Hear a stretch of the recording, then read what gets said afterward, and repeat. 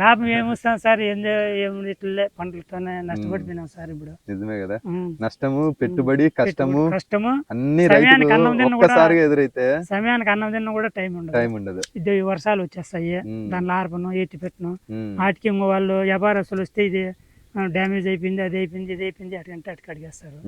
మరి ఇప్పుడు మీరు రేట్ లేదంటున్నారు, మేము ఇది బయట కొనాలంటే ఖచ్చితంగా 1/4 కేజీనే 25 రూపాయలు 20 రూపాయలు అమ్ముతారు సార్. ఇప్పుడు 1/4 కేజీ మా కేజీ 4 రూపాయలు చేసుకొని వాళ్ళు 1/4 కేజీ వ్యాపారస్తులు అమ్ముతున్నారు సార్.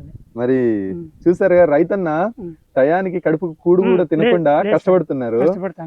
రైతును నమ్ముకున్న వాళ్ళు చాలా వరకు మధ్యవర్తులు బాగా సంపాదించుకుంటున్నారు.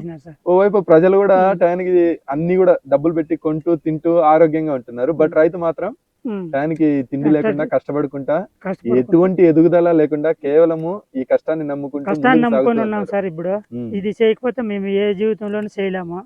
మాకేం చదువులు లేవు, ఎక్కడ తిరిగి దీని మీదనే కష్టపడుకోవాలా. దానివల్ల చాలా నష్టం అయిపోతుంది. బయట ఏందన్నా సంపాదించేడుకుంటే ఖర్చులకి ఇస్తే పెట్టుబడి పెట్టచ్చు సార్. ఇదే చేసి మళ్ళీ అప్పులు చేసి భూములు కూడా అమ్ముకునే పరిస్థితులు వచ్చేస్తాయి. పరిస్థితులు వస్తా ఉన్నాయి ఈ పంట నష్టానికి.